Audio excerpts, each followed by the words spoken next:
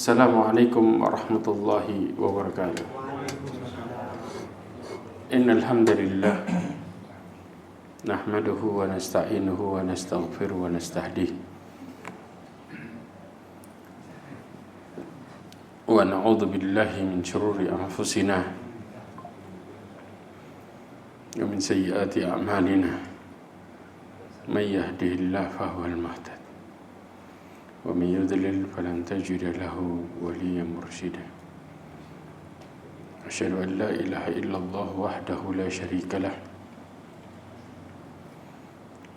وأشهد أن محمدا عبده ورسوله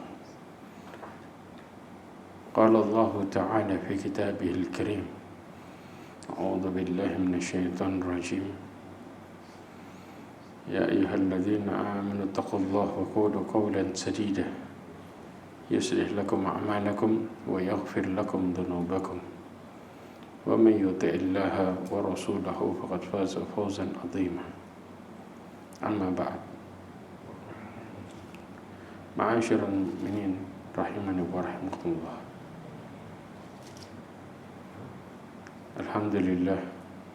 Alhamdulillah kita bersyukur kepada Allah Subhanahu wa Ta'ala dengan segala kenikmatan yang Allah berikan kepada kita semua. Salawat dan salam kepada Nabi Muhammad sallallahu alaihi wasallam, khairul anbiya'i wal mursalin, sebaik nabi dan sebaik rasul.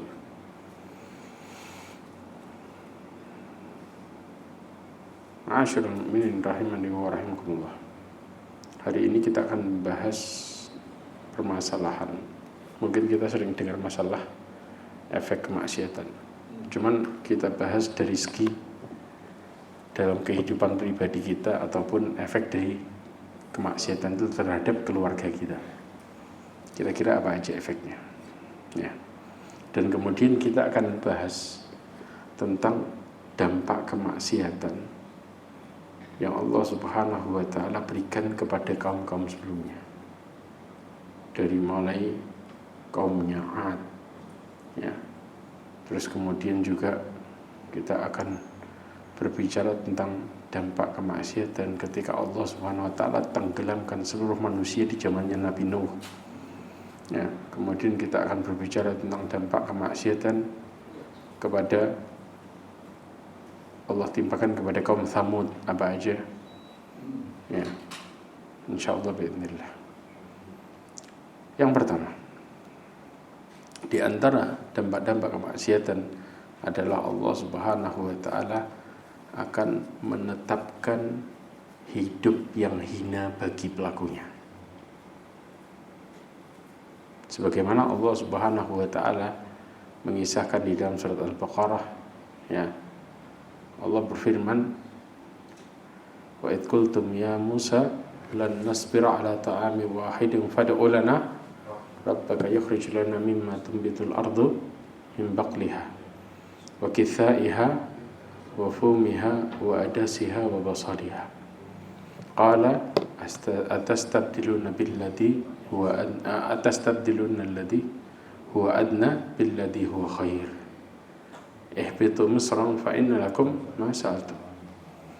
Allah Subhanahu wa Ta'ala mengatakan, dan ingat ketika Bani Israel berkata kepada Nabi Musa, kami tidak bisa sabar, ya, tahan terhadap apa?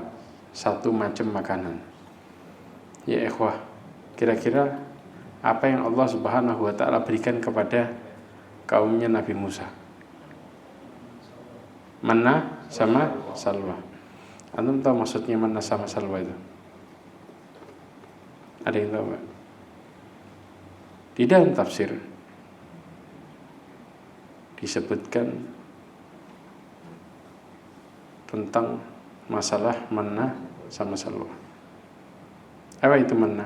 Manna itu adalah, kalau kita bilang, makanan dari biji-bijian, ya, yang mereka konsumsi, ya, di mana Allah Subhanahu wa Ta'ala turunkan dari langit kemudian disangkutkan kemana? Disangkutkan ke mana? namanya pohon. Sebentar.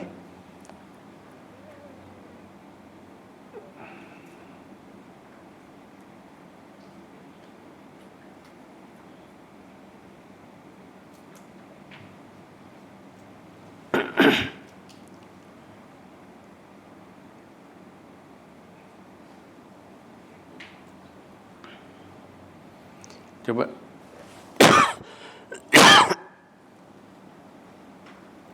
Ya.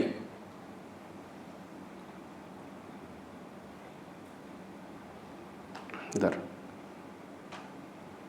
Disebutkan di dalam tafsir, ya, Al-Imam Qurtubi menjelaskan tentang istilah manna dan salwa. Manna ini adalah makanan, tumbuh-tumbuhan, kemudian biji-bijian yang lezat Allah turunkan khusus dari langit. Ibnu Katsir juga menjelaskan kemudian disangkutkan ke pohon. Sedangkan salwa itu adalah burung yang gampang ditangkap sama mereka, sehingga dan gampang juga dimasaknya. Allah kasih itu khusus sama mereka tiap hari dan gak didapetin sama kaum yang lain. Nanti bisa bayangin gak? Ya. Dan ini adalah makanan ternikmat di dunia. Pertanyaannya, kenapa tiba-tiba mereka gak mau?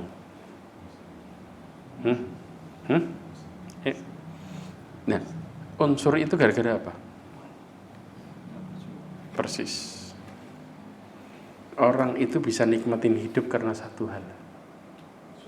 Syukur. Antum mau makan makanan tempe tahu sekalipun, yang bagi orang singkong sekalipun, singkong goreng, singkong rebus, itu terasa enak ketika kita bersyukur sama Allah. Itu sistem hidupnya.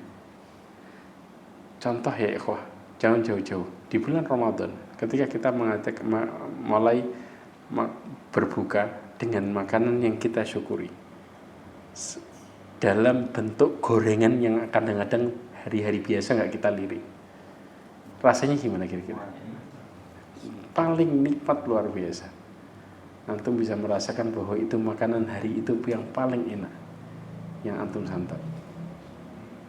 Ini sistemnya. Tetapi ketika kita nggak bersyukur, dikasih makanan terlezat sekalipun, maka akan terasa bosan. Ini yang bahaya. Makanya sebenarnya kebahagiaan hidup itu bukan dari fasilitas apa yang kita nikmati sekarang. Karena berapa banyak orang-orang yang melihat dengan orang-orang yang fasilitas serba cukup. Ya.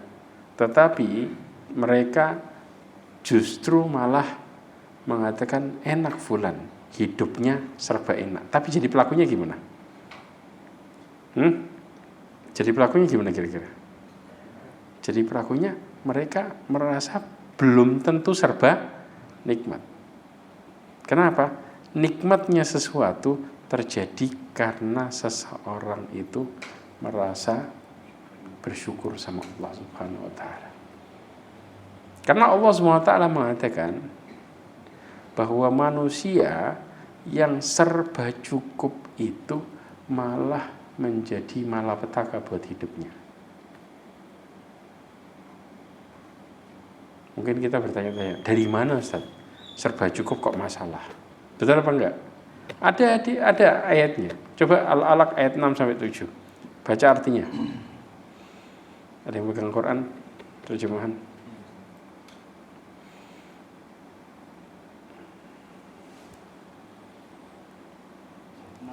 Enam tujuh.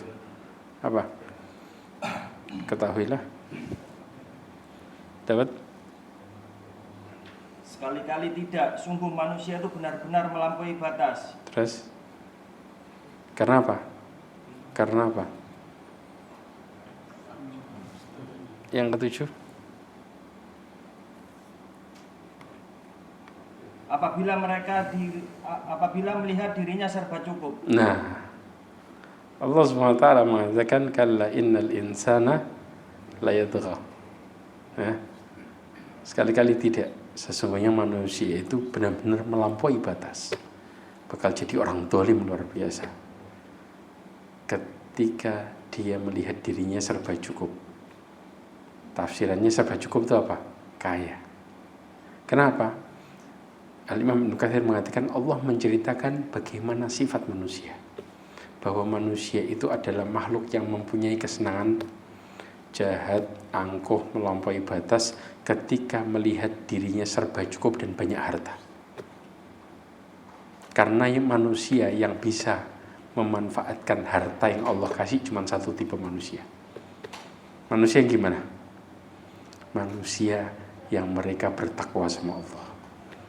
Cuman itu tuh yang bisa menikmati dan memanfaatkan harta itu dengan baik.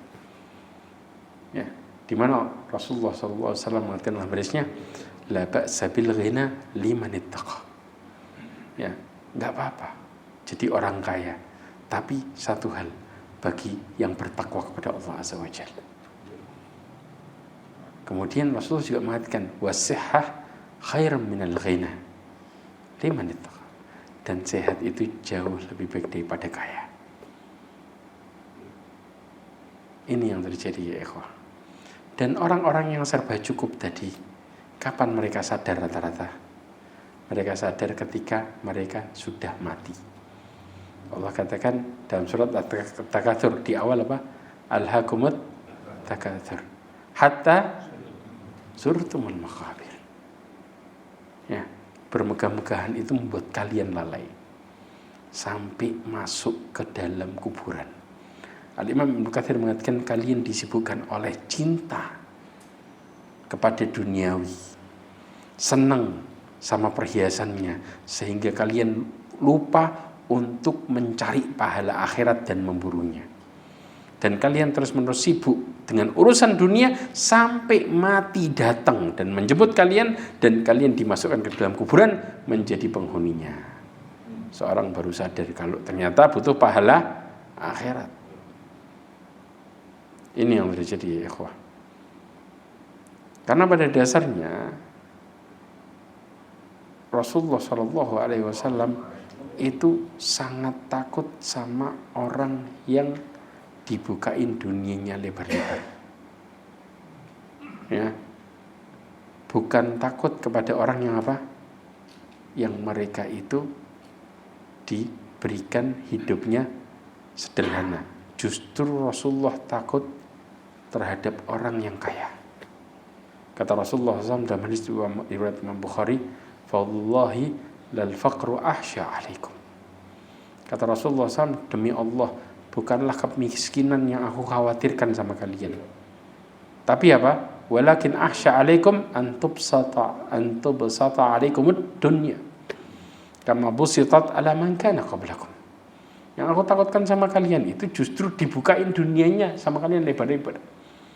Sebagai umat, sebagaimana umat sebelumnya yang bangkang-bangkang itu kaya atau miskin? Kaya, persis. Sebagaimana dibukakan oleh Allah SWT terhadap umat-umat sebelumnya, ya, dunianya. Kemudian apa? Fatanafasuha kama tanafasuha, maka kalian akan berlomba-lomba sebagaimana orang dulu berlomba-lomba juga. Fatuhlikakum kama ahlakatuhum, maka kalian celaka kayak orang dulu celaka. Memang fitnah terbesar dalam hidup kita ini duit, harta. Berapa banyak kita dalam bermuamalah berubah sama teman yang dulunya satu letting, satu gini, berubah cara pandang kita, ya, gara-gara apa? Duit. Makanya kalau Allah Subhanahu Wa Taala memberikan kita dunia lebar-lebar, jangan pernah ngerasa aman. Wallahi jangan pernah ngerasa aman. Justru kita harusnya takut dan khawatir. Karena harta yang dibukakan lebar-lebar itu yang buat siapa? Orang kafir juga sama, dikasih yang sama. Bukan cuman orang muslim yang dikasih, justru orang kafir yang Allah benci dibukain sama mereka lebar-lebar dunianya. Ya, karena dunia itu di mata Allah tidak ada nilainya sama sekali. Sedangkan kita Allah berikan kepada kita semua Sekarang ini ketika dunia kita lebar, Allah sedang memberikan kita sesuatu yang tidak berarti sebagai cobaan. Makanya kenapa? Bukan berarti kita harus jadi orang miskin, enggak. Tapi jadilah orang yang lebih berhati-hati di saat dunia kita lagi lebar.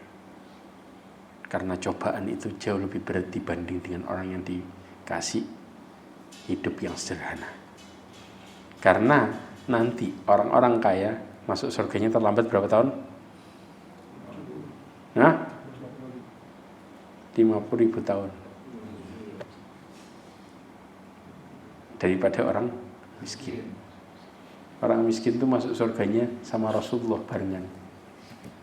Ketika Rasulullah SAW mengatakan, aku menengok di belakang ternyata kebanyakan penghuninya adalah orang miskin yang bareng ngetuk pintu surga pertama itu. Gara-gara hisapnya. Sedangkan orang kaya apa? Di belakang. Kebayang untuk masih ditanyain, belum selesai. Iya.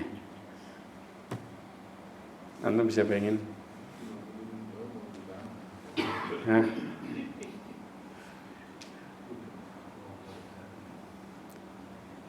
Ma'asyiral mu'minin rahimani wa rahmatullah. Maka inilah mengerikannya bagaimana kemudian dampak dari ketidaksyukuran kita kepada Allah SWT menjadikan hidup kita serba susah. Ya. Karena Rasulullah mengatakan tentang masalah harta itu apa? Kata Rasulullah SAW, ni'mal malus salih lil mar'is salih. Kata Rasulullah, sebaik-baik harta adalah harta yang dimiliki oleh hamba yang saleh. Cuman hamba yang saleh aja yang mereka bisa memanfaatkan harta itu dengan baik. Ya. Bahkan banyak kisah-kisah tentang permasalahan ini. Bagaimana kemudian orang-orang kaya yang nantinya mereka akan apa? Terlambat masuk surga dengan jarak yang sangat jauh. Ma'asyiral mu'minin rahimani wa rahimakumullah. Kemudian dari kisah ini, ya, ketika kaumnya Nabi Musa enggak bersyukur, maka kemudian mereka justru meminta apa? Meminta makanan dari apa? Coba surat Al-Baqarah ayat 61. Allah mengatakan wa idh qultum ya Musa lan nasbira ala ta'amin wahid. Ya.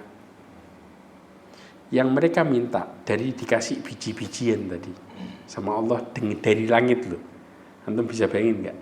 Terus makanannya disangkutin di pohon, tinggal ngambil di pohon. Orang bilang kayak hidup di mana itu? Di surga ya. Burungnya gampang ditangkap. Ya, dimasaknya gampang lagi. Kita nggak pakai dimasak berjam-jam, sebentar sudah empuk. Masya Allah ya. Dan ingatlah ketika kamu berkata, wahai Musa, kami tidak tahan hanya makan dengan satu macam makanan saja. Maka mohonkanlah kepada Tuhanmu untuk kami, agar Dia memberi kami apa yang ditumbuhkan di bumi, seperti sayur mayur, mentimun, bawang putih, kacang adas, dan bawang merah. Musa menjawab, apakah kamu meminta sesuatu yang buruk sebagai ganti dari sesuatu yang baik? Pergilah ke suatu kota, pasti kamu akan memperoleh apa yang kamu minta. Berarti. Kemudian mereka ditimpa kenistaan dan kemiskinan. Betul, sah. Masya Allah. Ma'asyiral mu'minin rahimani wa rahimakumullah. Maka di sini Allah Subhanahu wa taala menggambarkan bagaimana efek dari keburukan itu.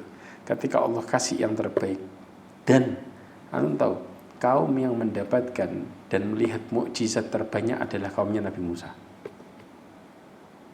Ya, Allah Subhanahu wa taala menggambarkan hidup ketika kadang-kadang kita berpikirnya simpel kayak gini. Kita mengatakan kalau hidup ini Allah kasih macam-macam, kayaknya hidup saya bahagia.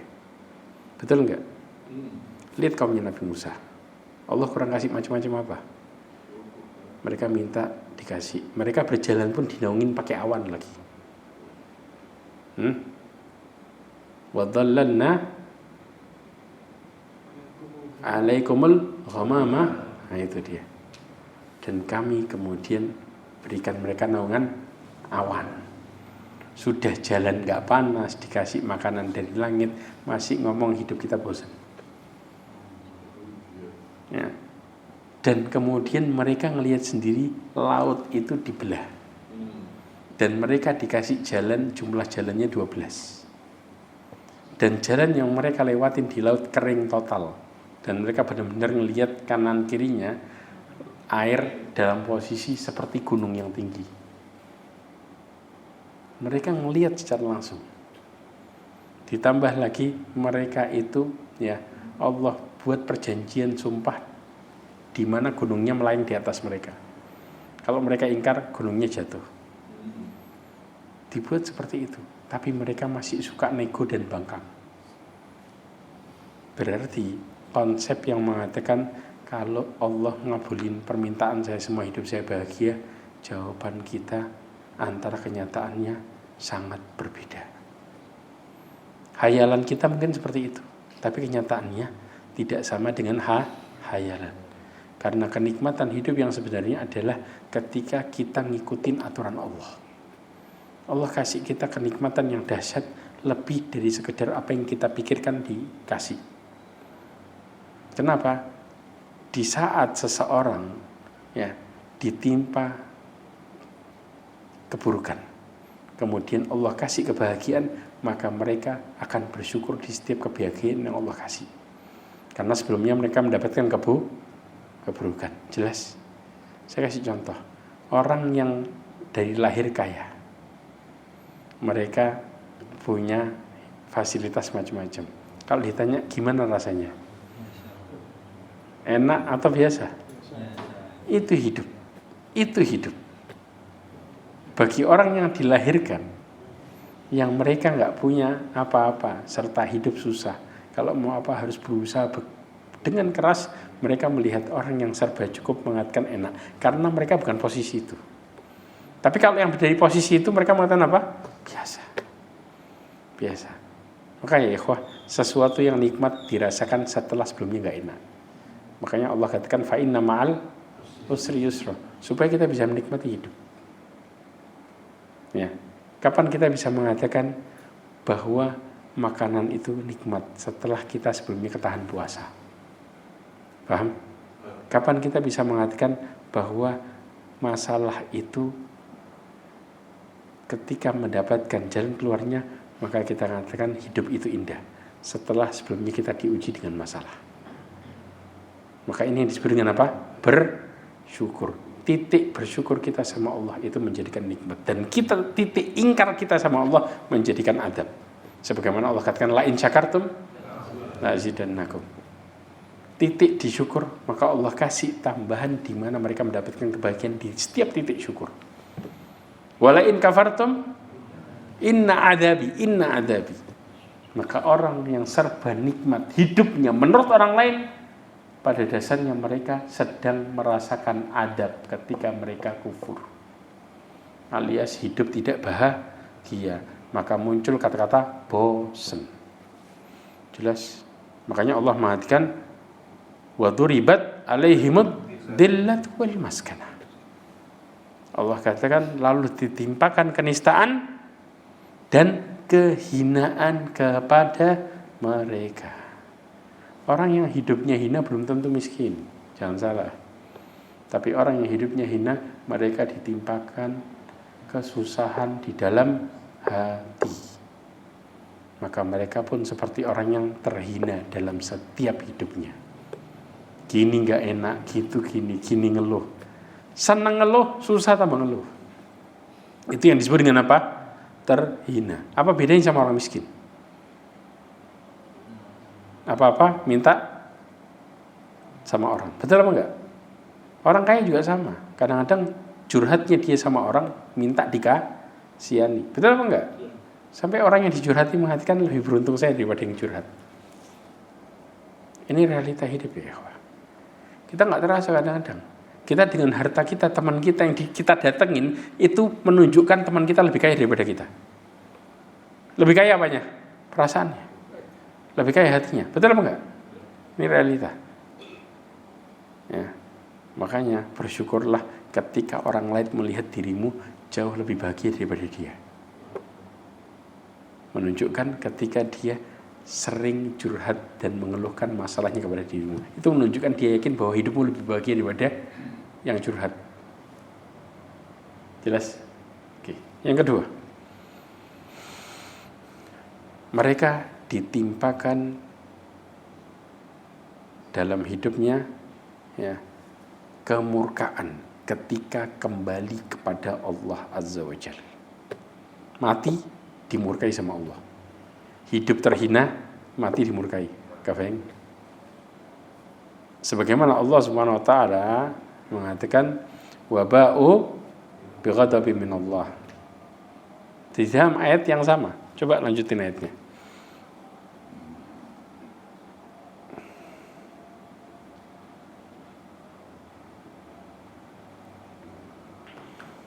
Kemudian mereka ditimpa kenistaan dan kemiskinan, dan mereka kembali mendapat kemurkaan dari Allah. Hal itu terjadi karena mereka mengingkari ayat-ayat Allah dan membunuh para nabi tanpa hak. Yang demikian itu karena mereka durhaka dan melampaui batas. Ya, Allah mengatakan waba'u bighadabim minallah. Dzalika bi annahum kanu yakfuruna bi ayatillahi wa yaqtuluna an-nabiyyina bighairil haqq. Dzalika bima asaw wa kanu ya'tadun. Allah katakan mereka mendapatkan kemurkaan dari Allah Azza wa Jalla. Artinya apa? Ketika mereka kembali kepada Allah dalam kondisi menanggung kemurkaan. Mereka dimurkai sama Allah SWT hidupnya.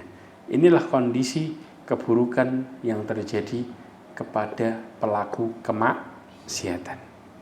Kemudian yang berikutnya yaitu mereka mendapatkan kehancuran dalam hidupnya total. Dihancurin total.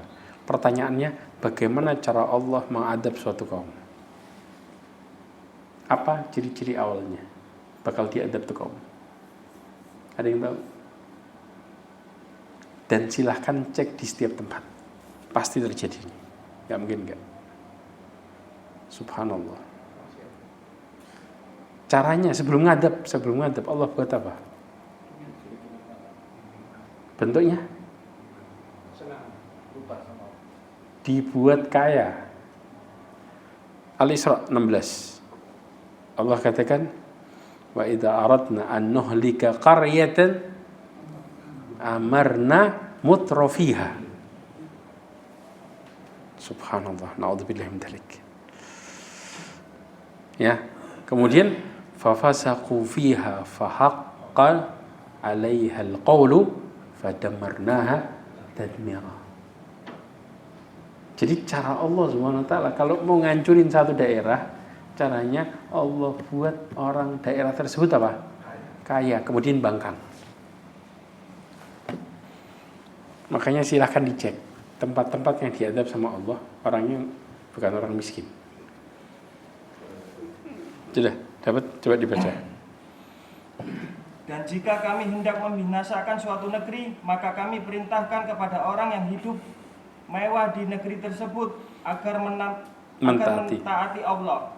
Tetapi bila mereka melakukan kedurhakaan di dalam negeri tersebut, maka sepantasnya berlakulah terhadap perkataan hukuman kami. Kemudian kami binasakan sama sekali negeri itu. Ya, kami hancurkan sehancur-hancurnya. Allah katakan fadammarnaha tadmira, dihabisin bersih itu daerah. Orang baik, orang buruk sikat habis. Sebelumnya diapain? Dibuat kaya dulu. Makanya ikhwah, sampai dikatakan kalau ada suatu daerah makmur tapi pelakunya maksiat semua, mendingan minggir sebelum kita kena dalam kondisi seperti itu. Makanya hidup kita dibuat sama Allah, apa yang kita minta dikasih, apa yang kita minta dikasih. Kita harusnya mawas diri, harusnya ketakutan ekstra. Kenapa? Ketika kita kena fitnahnya dan justru kita malah bangkang jauh dari Allah, maka tanda-tanda Allah semakin benci sama kita. Tapi ketika kita kemudian waspada dan semakin mendekatkan diri kepada Allah Azza wa Jalla, malah justru itulah kemudian orang-orang yang lulus dari ujian. Harta itu ujian berat. Innama amwalukum wa auladukum. Allah sebutkan pertama amwalukum. Harta itu barometer ujian yang besar. Ya. Makanya ini yang membuat seseorang itu serba ekstra hati-hati sama kekayaan. Karena kaya adalah tanda cobaan yang nyata. Itu kaya. Orang kalau miskin, mereka justru apa? Mudah untuk minta sama Allah terus dan balik. Serta mudah untuk apa? Respect sama sekitarnya. Betul apa enggak? Karena kondisi hidupnya susah. Maka mereka pun akan mudah perhatian sama sekitarnya. Dan hisapnya mereka ringan. Kalau mereka meninggal, pertanyaan mereka enggak banyak. Tapi justru orang-orang yang kaya dengan berbagai banyak hartanya, maka mereka adalah hidup yang berat. Berat yang sebenarnya. Berat dengan pertanyaan yang panjang. Yang panjang. Dan Allah bertanya tentang harta dua hal. Min aina iktasaba wa fima anfaqa. Ya, dapat dari mana, lari kemana. Itu terus ditanya. Semua yang kita dapat, pertanyaannya dua. Dan gak akan keluar dari dua itu. Dan itu yang menjadikan mereka terlambat masuk surga ketika mereka menghuni surga. Dan itu yang menjadikan mereka hisapnya panjang dan mudah kepleset ke neraka ketika mereka menjawab dengan jawaban yang salah. Ya. Kemudian yang berikutnya, mereka orang-orang yang bermaksiat akan mendapatkan adab dunia dan akhirat sekaligus. Ya. Sebagaimana Allah Subhanahu wa taala mengatakan dalam surat Taha ayat 63. Allah katakan falyahdharil ladzina yukhalifuna an amrihi an tusibahum fitnatun aw yusibahum adzabun alim. Allah Subhanahu wa taala mengatakan maka hendaklah orang-orang yang menyalahi perintah Allah, perintah siapa? Rasulnya, takut akan ditimpa cobaan atau ditimpa adab yang pedih. Ditimpa cobaan di dunia di sini Imam Ahmad mengatakan yaitu kesyirikan. Orang yang mereka berpaling dari ajakannya Nabi SAW, mereka akan mudah terkena fitnah yaitu kesyirikan. Ya, sebagaimana Allah mengatakan al-fitnatu asyaddu minal qatl. Yang fitnah yang dimaksud ini adalah apa? Syirik. Ya, kesyirikan adalah hal yang terbesar, fitnah yang terbesar dalam hidup. Maka ketika seseorang terkena kesyirikan, dikarenakan mereka berpaling dari aturan Nabi SAW. Kemudian di akhiratnya mereka mendapatkan adab yang pedih. Yang berikutnya adalah mereka akan Allah hilangkan ilmunya di balik kemaksiatan. Sebagaimana disebutkan di dalam kitab Talbisul Iblis. Ya, dikatakan dari Abu Abdullah ya, Ibn Jalla, dia mengatakan, aku sedang melihat seseorang anak Nasrani yang tampan wajahnya. Kemudian lewat di depan saya Abu Abdullah Al-Balkha, ya. Dia berkata, kenapa berhenti? Maka kemudian dia menjawab, Abu Abdullah mengatakan apa? Wahai paman, tidakkah Anda melihat bentuknya ini? Bagaimana bisa disiksa dengan api? Artinya apa? Saking gantengnya nih orang. Kemudian dia menepuk kedua tanganku di bahuku, ya, dengan tangannya sambil berkata, sungguh engkau akan menanggung akibatnya. Akibat apa? Akibat perkataannya tadi. Ketika dia melihat laki-laki tampan dengan kemudian dengan bahasanya yang seperti itu, memujinya, gak mungkin orang kayak gini disiksa di neraka. Tambah diliatin lagi terus. Akhirnya apa? Maka kemudian Al-Jalla dia mengatakan, saya menanggung resikonya 40 tahun kemudian saya lupa hafal Quran saya. Akibat perbuatan itu 40 tahun kemudian total hafalan Al-Qurannya apa? Hilang. Dari akibat 40 tahun yang sebelumnya. Ya. Kemudian yang berikutnya, kemaksiatan yang dilakukan akan berpengaruh buruk kepada keluarganya. Sebagaimana Allah katakan dalam surat An-Nisa ayat 9. Coba dibaca.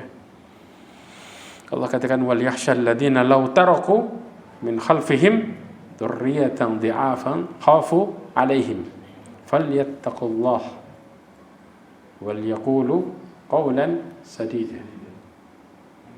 Ya, An-Nisa ayat 9. Dan hendaklah takut kepada Allah orang-orang yang sekiranya mereka meninggalkan keturunan yang lemah di belakang mereka yang mereka khawatir terhadap kesejahteranya. Oleh sebab itu hendaklah mereka bertakwa kepada Allah dan hendaklah mereka berbicara dengan tutur kata yang benar. Ya. Di sini memang di satu sisi para ulama tafsir mengatakan tentang masalah warisan.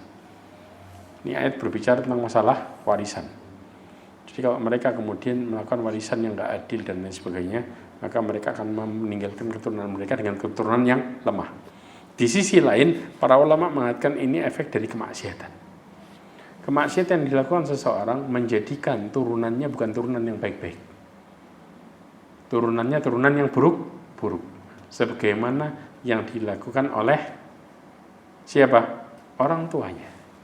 Ketika orang tuanya bermaksiat sama Allah, Allah akan lemahkan keturunan mereka. Ya, berarti apa? Kemaksiatan seseorang akan berakibat buruk kepada siapa? Keluarganya. Ya, ketika seseorang contoh. Ya ikhwah, tahu kan harta haram? Kita tahu banget harta haram. Efeknya apa? Di antara efeknya ada seorang orang tua yang mengatakan, ya, bahwa saya ini sudah nyekolahkan anak saya ke pesantren, tapi keluar dari pesantren. Saya masukin lagi, saya kasih pesantren yang bagus, tapi dia nggak pernah menjadi orang yang baik dalam pesantren, bahkan dia selalu keluar dari pesantren. Saya sampai heran, kenapa ya? Di antara efek yang terjadi adalah ketika seseorang memberikan keluarganya harta haram, maka mereka akan berpaling dari ketaatan. Karena efek dari harta haram menjadikan seseorang mendapatkan keburukan sebagaimana apa yang mereka makan. Makanya Allah SWT mengatakan, ya ayyuhalladzina amanu qulu mimma fil ardi halalan thayyiban. Ya, karena halal dan baik tadi akan menjadikan seseorang bisa melakukan akhlak mulia dan mudah melakukan ketaatan. Sebaliknya, di saat mereka memakan sesuatu yang haram, maka efeknya akan berefek kepada perilaku dan akidahnya. Ini yang terjadi. Kemudian juga mereka akan terhalang dari petunjuk dan hati mereka akan mati. Sebagaimana hadis Nabi SAW yang diriwayatkan oleh Imam Ahmad dan juga Imam Tirmidzi dikatakan, innal mu'min idza adnaba damban nukitat fi qalbihi naqtatun sauda. Sesungguhnya orang mukmin itu ketika dia berbuat satu dosa, maka akan diberikan di hatinya titik hitam satu. Fa in taba wa naza'a wastaghfara suqila qalbah. Kalau tobat wa naza'a, berhenti dari maksiatnya, kemudian minta ampun sama Allah, maka hatinya balik bersih lagi. Jelas 3 hal. Yaitu apa? Tobat, berhenti dari maksiat, minta ampun sama Allah, hatinya bersih. Wa in zada zadat hatta ta'lu qalbah. Kalau kemudian dia nambah dosanya, maka titiknya juga nambah sampai hatinya hitam legam. Kalau sudah hitam, apa yang terjadi? Maka kemudian mereka akan tertutupi dari hidayah. Sebagaimana Allah katakan, dalikar ran, sesungguhnya itu adalah penutup. Sebagaimana Allah katakan, kalla bal rana ala qulubihim ma kanu yaksibun. Allah katakan dalam surat Al-Mutaffifin ayat 14. Kata Allah, ya, sebenarnya apa yang mereka selalu usahakan itu menutupi hati mereka dengan tutup yang kuat tadi, ran, sehingga setiap nasihat, perkataan, contoh yang baik tidak akan pernah berefek pada kehidupan mereka sama sekali. Malah mereka melihat kemaksiatan adalah kehidupan yang sebenarnya. Kalau orang sudah kayak gini, nggak mungkin bisa dikasih tahu, kecuali Allah yang merubah dia. Kalau kita mustahil sama sekali bisa. Jelas? Kita tutup dengan satu contoh adab. Adabnya Kaum siapa? Kaumnya bukan. Kaum Tsamud. Ya. Kaum Tsamud ini Allah Subhanahu wa taala adab dengan berapa adab? 3. Ya. Coba dibaca surat Ibrahim ayat 9.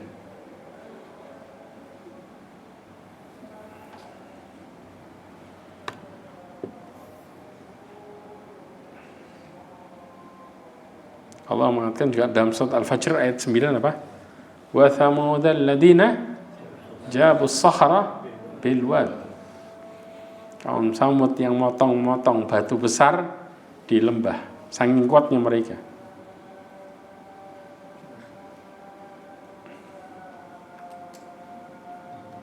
Coba. Apakah belum sampai kepadamu berita orang-orang sebelum kamu, yaitu kaum Nuh, Ad, Samud, dan orang-orang setelah mereka? Tidak ada yang mengetahui mereka selain Allah. Terus Rasul-rasul telah datang kepada mereka membawa bukti-bukti, namun mereka menutupkan tangannya ke mulutnya dan berkata, sesungguhnya kami tidak percaya akan bukti bahwa kamu diutus kepada kami, dan kami benar-benar dalam keraguan yang menggelisahkan terhadap apa yang kamu serukan kepada kami. ya. Bahkan Allah SWT juga mengatakan, ya ikhwah, orang kalau sudah ditutup sama Allah hatinya, maka mereka nggak akan pernah percaya apapun yang ada. Istilahnya kalau dibawa ke langit pun sampai nggak percaya. Nggak mungkin, kita ini disihir. Al-Hijr 14:15. Allah mengatakan, "Lau fatahna 'alaihim baban minas sama'i fadhallu fihi ya'rujun." Allah kemudian mengatakan, "Laqalu innama sukirat absaruna bal nahnu qaumun mashurun." Allah mengatakan, "Na'udzubillah min dzalik." Coba seandainya, dan kalau kami bukakan kepada mereka salah satu pintu langit, lalu mereka terus-menerus naik ke atasnya, tentulah mereka berkata, sesungguhnya pandangan kamilah yang dikaburkan.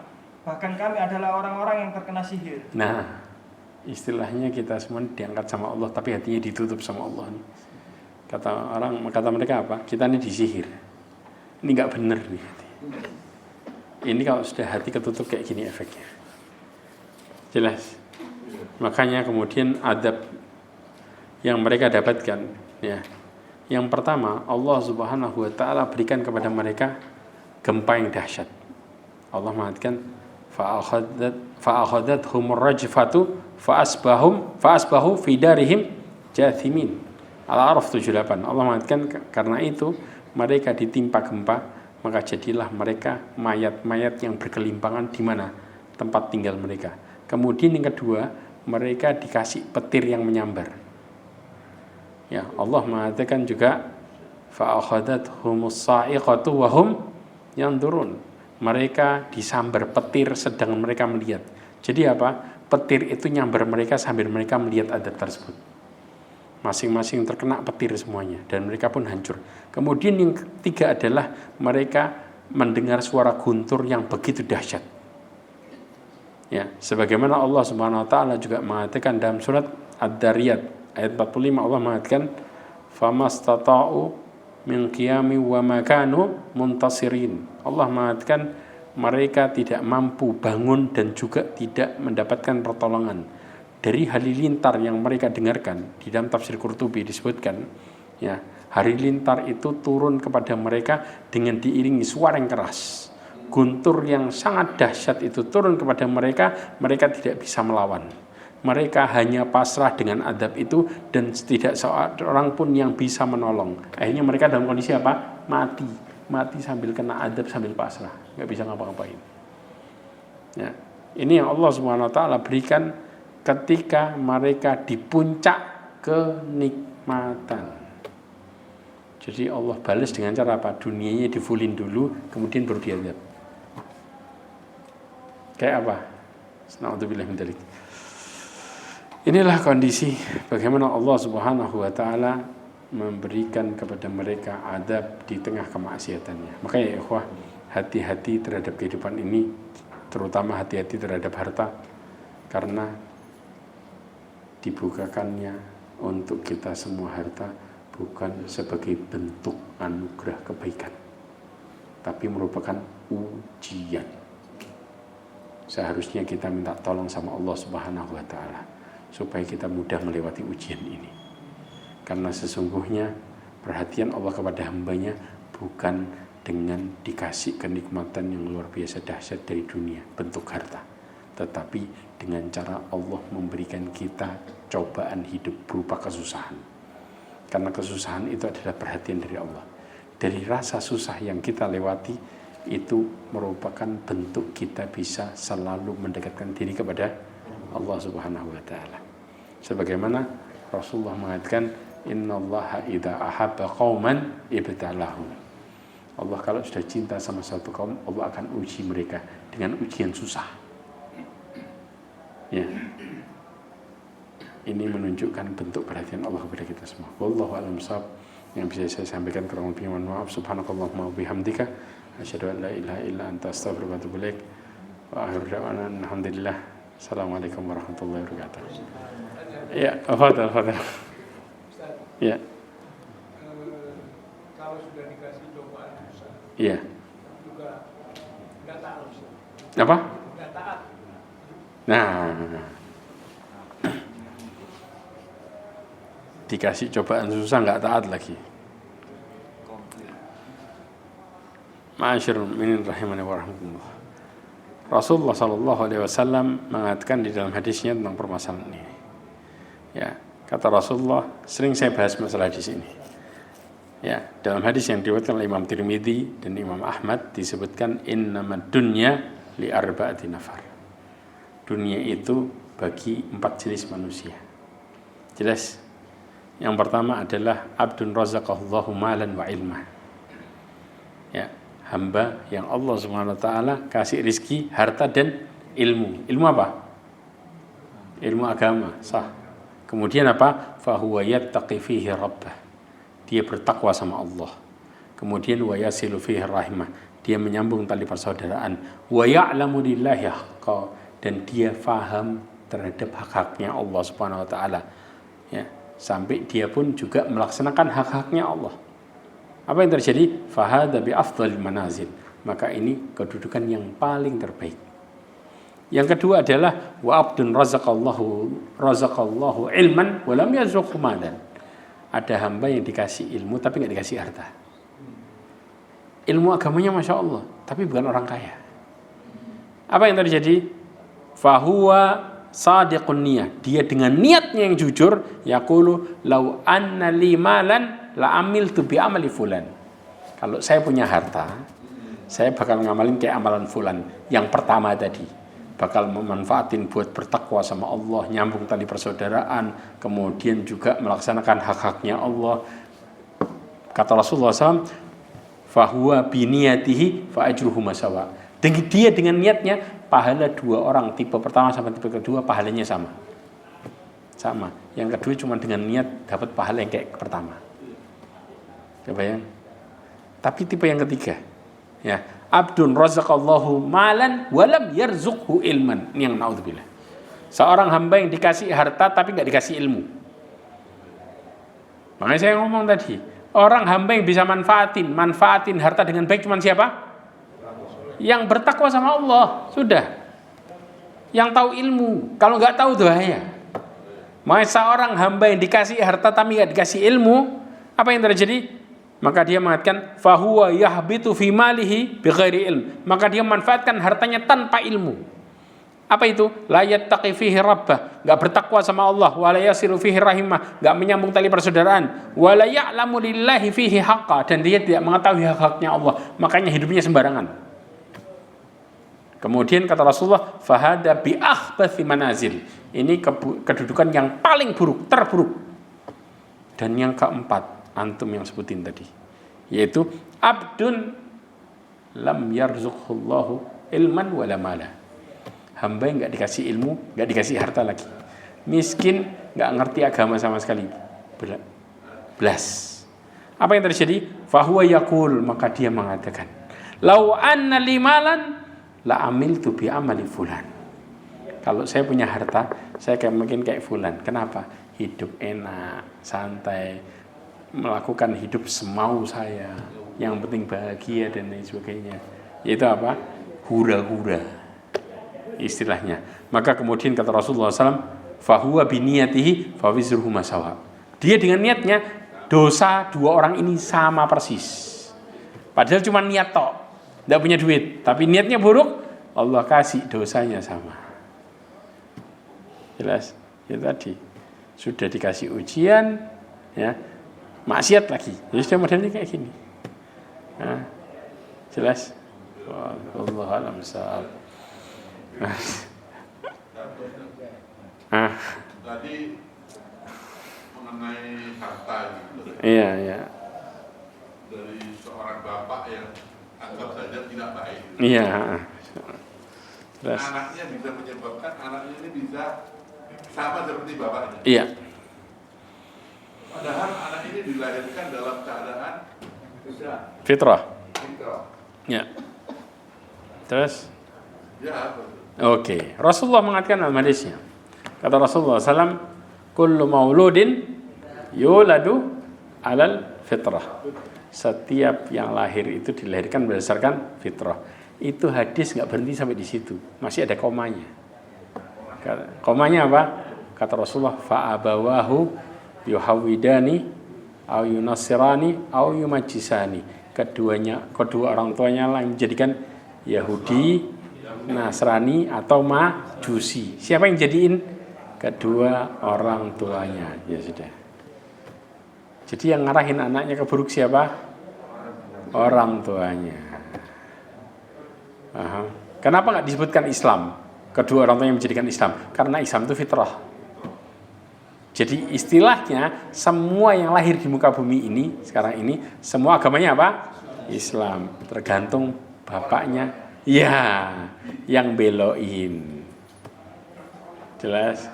Istilahnya orang tuanya mursal, anaknya diberiin mursal, gara-gara siapa? Orang tuanya, sudah. Jelas? Paham? Oke. Wallahu a'lam bishawab. Mudah-mudahan ini jadi pelajaran buat kita. Cukup insyaallah. Paham ya? Paham. Assalamualaikum warahmatullahi wabarakatuh.